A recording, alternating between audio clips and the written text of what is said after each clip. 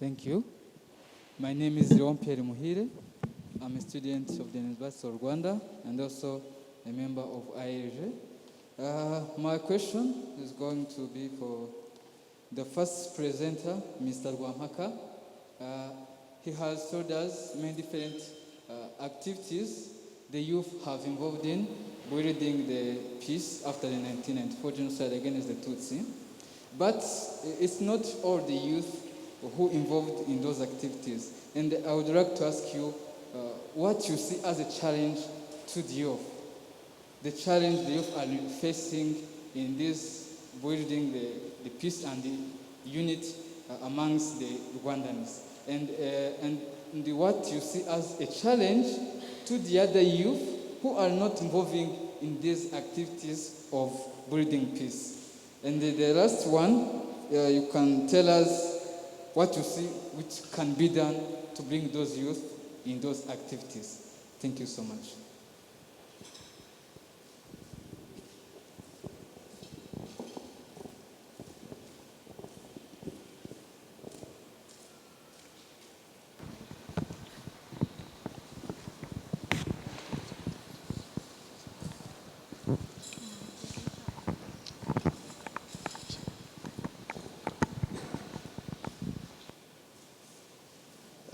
Murakoze, nitwa Kabagambe Ignatius, ora muri University of Rwanda. I'm a delegate from the University of Rwanda, representing the institution. Ariko, I also happen to work in the Department of Communication, and my background is also in journalism, but I've been working mainly in the communication side of my background than the journalism part of it. So communication is what I have been doing all my adult life. Communication is what I do for a living, and I'm very passionate about communication. And so when I come to an event like this, and especially after listening to what the speakers have been talking about, the messages, very important messages they have been sharing with us, quite a lot of it is new to those who haven't probably heard about it before, but also a lot of it is information we keep repeating to ourselves, and which is part of remembering, kugira ngo tutazibagirwa tukabyibukiranya, and so that what we are sharing remains very close to our hearts, mu buryo bwo kugira ngo tujye tufatira hamwe ingamba zo kugira ngo bitazongera kuba ukundi. So communication, cyane looking at the involvement of youth, the voices of youth that we want to involve.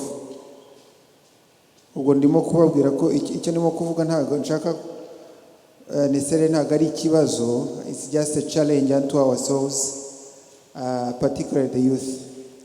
Ibyo tuba tuganira hano is very important. What we are talking about is very important. And we come here to listen and to also share and to share ideas. But outside there are a lot of people who are not as engaged or are not as interacting as we are doing here. And so my challenge to us, particularly to the youth, and you know when I'm saying my challenge to the youth, I am not challenging you who are here to speak out or to engage, because the fact that you came here, it means you really are so passionate about these things, and probably you don't have a problem of talking. But we live with so many other people, Abanyarwanda, particularly the young who can navigate very easily on the internet in many languages. We don't talk enough. We don't, you know, I'm talking in English for your sake, because the rest of these people, it's very important. But I'm also privileged to realize that most of these people here also understand English. So I just want us to challenge the youth. Tukava mu bintu byo kumva ko kuvuga ibigendanye no kwamagana, okay, wenda tukubyita kwamagana, whatever we call it, but we need to talk to the people bapfobya, to the people who deny, to the people who don't talk. You remember the genocide was a result of amacakubiri yabibwe. So nokuwa yarabibwe aramera, and because there were not enough voices talking about amacakubiri, yarabibwe aramera avamo genocide. And so one way of preventing, which we know is very effective, is talking against it. And so we have many amongst us in Rwanda who are very cool and calm and not bothered about this thing about byita politike, babona abantu babivuga nkuko ngo bakuma ngo iyo babonye urubyiruko nkamwe mu birimo bavuga ngo mugiye kuba abanyapolitike. So they think you are going to, you are aspiring to be politicians. That is why you are involved in. I'm sure the other gentleman who came from Zambia, that's why he's labeled very many names. Because many among us, the youth think it is cool to keep quiet about this. Leave it to the old. And yet the real job that we have is about talking. So I want us to challenge ourselves, to challenge others. Okay, I'm asking, buri umwe yibaze niba adafite opportunity yo kubwira bagenzi be abo bigana. Are you doing enough to talk to the youth, to talk to your fellow classmates, your fellow students about, and it's not only about the genocide, because genocide nyine nuko nimo kuvuga ivuka muri biriya bibazo bindi. Let's talk about the issues that concern us, particularly the issues about unity. Kandi murabizi neza aho tuba turi birimo cyane cyane, and people are becoming bold. It's like we are going back. I have heard voices when I go to the internet on YouTube. I listen to a lot of voices that sound like pre-94. And people are becoming bold. And they are talking about me, Jendu Muhutu rwose tugomba kurwanya inkotanyi inyenzi. Okay, since I haven't heard about the other side talking about ukuntu bagomba kurwanya, it's biteye ubwoba. And so the one important way of fighting this and making sure bitazongera kumera is talking, and making sure every youth urimo kubona we niba birimo ariko ukabona iruhande rwawe hari umuntu ucecetse, please challenge them. Let's find the right language of saying what is bad and fighting it in the right way. Nanone twakubirwanya mu buryo butuma ugaragara nayo nk'umuntu ubaye extremist. We must find, you are the youth, you must lead this way. Bariya abahagaritse genocide through the use in a military way. For us, we can stop it by the use of the pen and the computer, by engaging in the right way. Thank you very much. In the names of Emmanuel Wiragie, I'm one among the members of IRG. I study in University of Rwanda College of Science and Technology. First of all, I would like to thank you, Muragijimana, for being just an exceptional person. But I would like to ask you two questions. From your family or from everybody else who helped you to come out, who helped you to survive, who helped you to come back to Rwanda? I understand your father was among the people who did genocide. So who helped you out to come back to Rwanda? So the second question is, there is still a problem of some youth being ashamed to take responsibility to mitigate denials because of their historical background, the same as yours. What are you working on to help them survive such an evil? Thank you very much. Nanjye ndagira ngo mbaza akabazo ariko mbanze nshimire cyane uyu musore uyu mugabo tubwira byiza cyane ngira ngo muri societe nyarwanda tugomba gushobora kubakiraho kandi bifite facts twayaga tubyumva none twabonye ubitubwira imbona nkubona ndagira ngo rwose gushimire kuko icyemezo wafashe ni icyemezo cya kigabo ni icyemezo ntekereza yuko twifuza kugenderaho kugira ngo twubake iki gihugu akabazo nari kukubaza mugenzi wanjye akakubajije ariko wenda nakongeraho gatoya. Do you know some people b'abasore nkawe cyangwa bakiri bato bafite ikibazo nk'icyo wagize babanza kukubuza kuza ese ubona twakora iki kugira ngo tubafashe kugira ngo bazi ko wowe ufite ibyubamo wabonye by'ukuri ese hari ikintu waba wadusaba ko nawe twagufasha kugira ngo ubafashe ubwo niko nongeyeho wenda nuba hari barriers ufite ubona twebwe dushobora kugufasha nk'ababibamo nk'abashaka kubaka iki gihugu ese ubona hari icyo twagufasha? Navuga ko uyu ari umwanya mwiza cyane cyane nkatwe b'urubyiruko by'umwihariko cyane ku bana bavutse nyuma ya jenoside yakorewe abatutsi. Njyewe nitwa Tuyisenge Epiphanie nkaba ndi umunyamuryango wa ARG, nkaba nararangije kaminuza. Ikibazo ngiye kubaza ndakibaza Bwana Muragijimana Damascene, nuko ari we twagarutseho cyane ariko nuko ari cyo ikibazo uyu munsi cyugarije societe nyarwanda, nicyo kibazo turwana nacyo cy'abahakana bakanapfobya jenoside yakorewe abatutsi.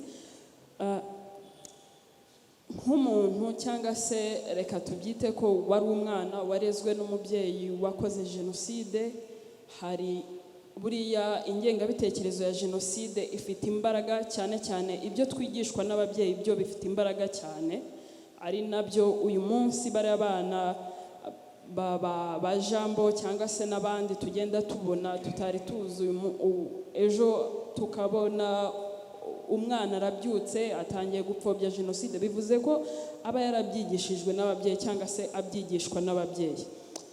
Iyo ugenda ugereranyije imbaraga umubyeyi wawe yari afite nk'uwakoze jenoside yakorewe abatutsi, iyo ugereranyije izo mbaraga tukabihuza na bariya bana nabo birirwa navuga ko bavuga ibyo batazi, kubera ko iyo baba bavuga ibyo bazi baba bavuga ingaruka za jenoside yakorewe abatutsi, nabo byibura bopoza ababyeyi babo ko ibyo bavuga atari byo, ariko ni ukuvuga ko ibyo bavuga batabizi.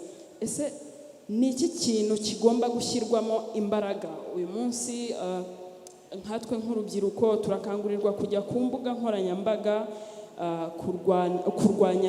kurwana na bariya bapfobya jenoside, cyane cyane urubyiruko. Nkawe wabaye hanze, ni iki kintu watubwira kigomba kongerwamo imbaraga? Kuko twebwe turi hano mu gihugu dushobora kwibwira ibyo twibwira bikaba bidafite imbaraga, ariko nkawe wabaye muri ubwo buzima nubwo waje kubirenga ukava muri uwo murongo ukaza mu gihugu birirwa basebya bavuga byinshi, turabizi birirwa bagisebya ngo barabikora. Ni iki waduhaho inama? Ikindi nifuzaga kumenya, waduhaye ubutumwa bwiza ndetse bwanakwiye guhindura imyumvire ya bamwe muri bariya bana bakiri hanze birirwa bavuga ko u Rwanda nta mahoro, birirwa ibintu byinshi turabizi bapfobya jenoside yakorewe abatutsi. Nkawe niki cyaguhinduye? Ese wabibwiwe n'undi muntu? Wagiye kuri izo mbuga nkoranyambaga koko wemera kibivugirwa mu Rwanda aribyo? Niki cyaguhinduye nacyo gishobora kongerwamo imbaraga kikaba ahubwo ibyo byiza byakomeza gushyirwa kuri izo mbuga nkoranyambaga cyangwa se ubundi buryo? Niki cyaguhinduye ukumva ko ibivugwa n'ababyeyi bawe cyangwa se ibivugwa n'inshuti z'ababyeyi bawe nabo bakoze jenoside atari byo, ugahitamo umurongo wo kuvuga ngo no, ndadesize mfashe umwanzuro ngiye kwihitiramo nze mu Rwanda kandi koko ibyo wari wizeye wahagera ugasanga nibyo, igihugu gifite amahoro, kiratanga uburezi budaheza, ibintu byinshi bitandukanye. Utubwire muri make ikintu we cyakwinspirinze ukavuga uje mu Rwanda. Ngira ngo cyane aba n'indi nyigisho ku bandi bakiri hariya hanze bumva ko nta byo mu Rwanda, u Rwanda rukimeze nka mbere y'imyaka 27 ishize jenoside yakorewe abatutsi bayo. Murakoze. Murakoze cyane ababajije ibibazo, ni ibibazo byiza cyane. Ndabanza nsubize my brother up here wabajije ikibazo cyo kuvuga ngo who helped you, ngira ngo yashatse kumbaza umuntu wabaramfashe kugaruka. Icyambere cyo kugira ngo ngaruke hararimo ubushake bwanjye, ariko ntabwo byari byoroshye kuko amateka nari narahawe kuri iki gihugu cyangwa no ku bayobozi yarayiterabwoba, ndetse nanababwira ko ngeze muri Kenya nashatse gukwepa ariko mbura aho nyura, navuga ntibugiye gupfa koko, ariko ndavuga n'ubundi naje reka ngende. So hararimo ubushake bwanjye, maze kwemera kuza, maze gufata umwanzuro, na leta y'igihugu, leta y'u Rwanda nayo yabigizemo uruhare rukomeye kuko niyo yampaye itike y'indege yanzanye ingezi Kigali bwa mbere, ni nayo yampaye icumbi nabayemo, ngira ngo icyo ngicyo nakigushubirije. Ambaza icya kabiri ni hamwe kirajyana n'icyo mwabajije, what can be done. Ibyakorwa byo birahari ni byinshi. Icya mbere ni ukongera ingufu muri za ambasade z'igihugu aho ziri hose, kugira ngo hajye habaho ubukangurambaga, habeho ibiganiro, urwo rubyiruko rugifite imyumvire itari myiza ruhamagarwe, ruganirizwe, rumenye ukuri.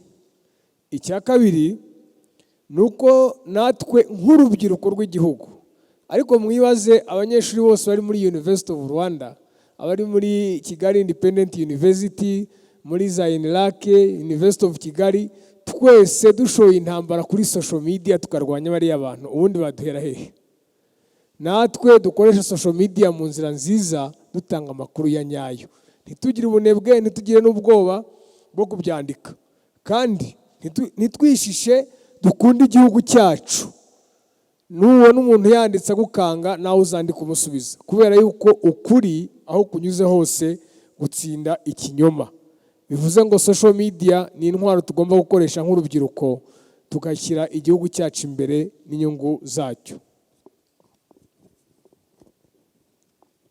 Ikindi kibazo bambajije cyari cyo kuvuga ngo what changed you for you to come back. Icyo ni ikibazo cyiza cyane kandi gikomeye, kubera yuko icyambere cyacyo ni uko kugira ngo ubanze changing mind uri muri sosiyete nk'iriya ntabwo biba byoroshye, kubera yuko uba uri muri sosiyete ikubwira yuko u Rwanda bagiye kurutera, tugiye kongera tugataha, bigiye kugenda bite. Noneho kubera ayo makuru adafatika baba batanga ahantu hirya no hino, ukaba wabyuka ukaba ariyo wirirwa ugenderaho igihe cyose utabashije kwikurikiranira ku giti cyawe. Ku giti cyanjye narakurikiranye, ntabwo nicaye ngo ndote. Nabanje kujya njya kuri za social media, njya kuri za YouTube nkurikirana ibiganiro byagiye bitangwa n'abayobozi batandukanye bo muri iki gihugu, ukuri nkagenda nkumva, ndeba ibyo international community yari yagiye yandika n'ibyo yatangaje, bavuga ko mu Rwanda ari amahoro, bavuga ko mu Rwanda ari nyabagendwa. Ndeba ko porogaramu igihugu cyari kigezeho bahatanga za girinka, abaturage baba mu midugudu imwe badacagura, bagiye gutanga inka bakayiha buri muntu wese. Ndavuga ati igihe ni iki ngiki, amakuru ni aya ngaya, reka ngende njye kwirebera. Koko naraje nza kureba, nkandagiye u Rwanda nsanga inkuru ni impamo. U Rwanda ni nyabagendwa kandi abanyarwanda bafite ubumwe, leta y'ubumwe yarabunze, nta macakubiri akihaba. Nuko nahindutse mpitamo nanjye kujya gutanga message kubo hanze. Ku rubyiruko ruri hanze rero, message yanyu nuko mwabyanga mwabyemera, mu Rwanda hari amahoro. Mwabyanga mwabyemera, mu Rwanda hari ubumwe.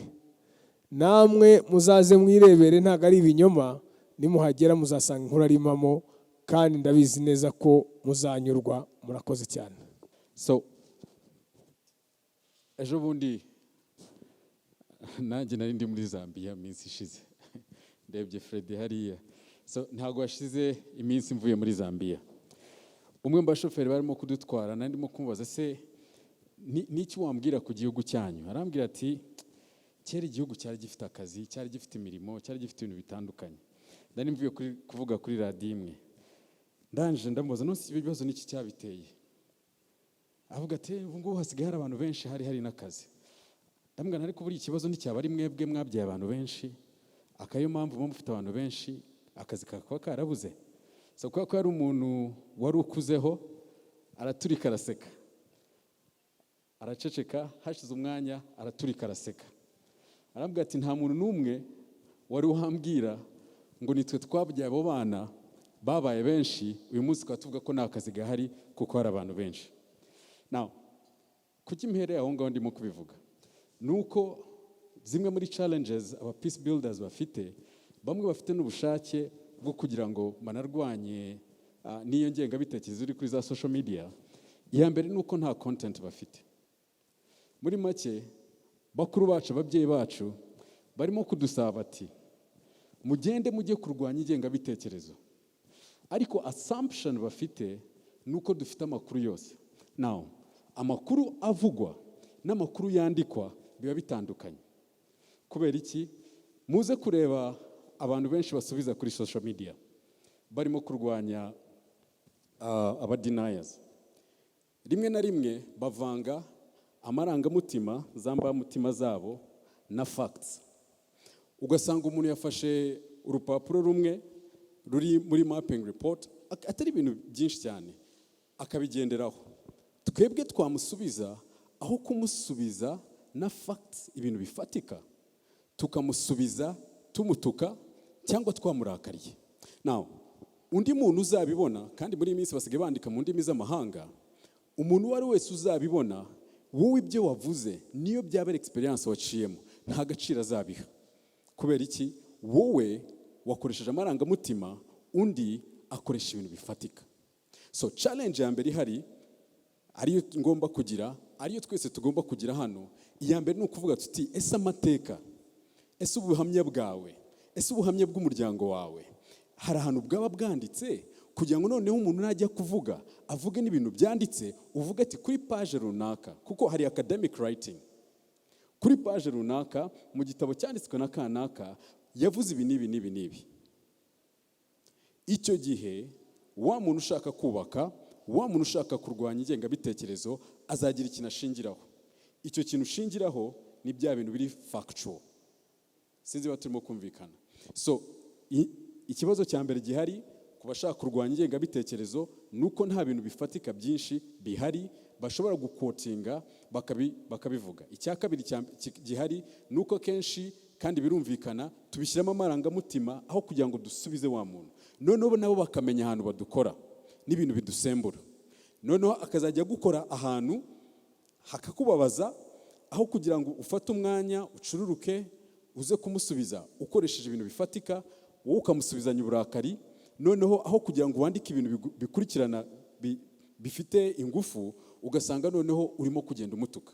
Kambasaba ikintu kimwe, imfura ntizitukana, sibyo se? Ntago turi hano ngo tujye gutukana kuri social media. Sinzi baturimo kubyumvikana. Ntago turi hano ngo dutukane kuri social media. Icyo bidusaba ni ugufata facts zifatika, twarangiza tukazishyira kuri social media. Aho ngaho nizere ko twamaze kumvikana. So challenge mu byo wambajije, iya mbere kububaka amahoro nuko nta content bafite kugira ngo bayitange. Iya kabiri nuko babishyiramo amarangamutima. Iya gatatu nuko batazi kwishaka. Hano ku Rwibutso dufite Genocide Archive of Rwanda. Genocide Archive ifite sounds, ifite videos, ifite ibintu byanditswe, ifite virtual tours za memorial zitandukanye, ifite content z'amatemonyage agiye abahari dushobora gukoresha. Iyo ndebye kuri iyo virtual tour nako iyo Genocide Archive of Rwanda, abantu benshi bayikoresha ni abanyamahanga bari researchinga kurusha abanyarwanda twebwe dushaka gutanga iyo content. So research, kwa gushaka tugashaka ibintu byimbitse, ni ingenzi cyane kugira ngo wowe nanjye nitujya kuvuga tuvuge ibintu bifite facts, ibintu bifatika. So ikibazo cyabaye content, cyabaye gusubizanya amarangamutima, noneho cyabaye no gukora ubushakashatsi bwimbitse kugira ngo bya bintu turimo gukora. Reka dushimire abantu bamaze kwandika ibitabo, ubuhamya bwabo, kubera ko mwebwe turabikeneye ibyo bitabo, ubwo buhamya turabukeneye kugira ngo hatabaho generational crisis, aho tuzageraho tugakeka yuko abantu tubwira ko ibintu byavuzwe kenshi babizi kandi mukuri naho byanditse batabizi, noneho tukazagira igihe tugasanga ibyo twakeka ko bihari bidahari, noneho tugatangira gupapa abo twari dusigaranye bacitse ku icumu barimo kugenda badushiraho. Ese ni gute twafata oya, reka dufate ubuhamya hakiri kare. Niba ari no kwandika, twebwe abatoya tujya gushaka abakuru bahari kugira ngo dufashe kwandika. Niba yicaye akubwira ya nkuru uyandike, niba ari gukura telefone yawe ukayishyira hariya ukarecording ibyo arimo kuvuga, ubikore nurangiza ubyandike. If it's not written, it's as if it never happened. Kambi basubiremo, niba bitanditse ni nkaho bitigeze biba. Kubera iki? Nyuma y'igihe runaka bya bintu birasibama bikibagirana. So birasaba yuko twebwe tubikora tukabyandika. So ikindi kintu ndibabwire nuko dufite platform turimo kubaka hano ku Rwibutso yitwa Ubumuntu Digital Platform. Bimwe mu bintu dushaka gushyiraho ni ugushyiraho content zimeze gutyo kugira ngo noneho abantu bazajye bashakaho ibyanditse, ibikoze muri video, podcast na sounds zitandukanye kugira ngo ibyo ngibyo tubikore. Hari speeches Honorable Minister Jean Damascene wa Minubumwe akiri muri Senelge. After speeches ziri well detailed, zifite amakuru atandukanye. Reka nazo tuzazifata tuzishyire kuri platform kugira ngo n'abantu babidiscussing. Hari documents zavuye muri ICTR, Ndabirora yatubwiraga. Atubwira ati ibi ngibi byemejwe n'urukiko mpuzamahanga ICTR. Ibyo bintu ni ingenzi yuko twebwe tubimenya. Noneho nizo documents zikaba ziri available, at least izasohotse. Sibyo? Kugira ngo umuntu wari wese uzajya uzibona azajya kuramo ya makuru tubone n'icyo tuza gukoresha. Challenges ni nyinshi, ariko ku rubyiruko nizakabaye challenges, kuko intore ntiganye kora iki? Shaka ibisubizo. So tureke kubasubizanya amarangamutima, tubasubizanye fact, dushakashatse byimbitse, ariko naho bishoboka natwe twandike, kuko nitutandika bizamera nk'aho bitabaye. Murakoze.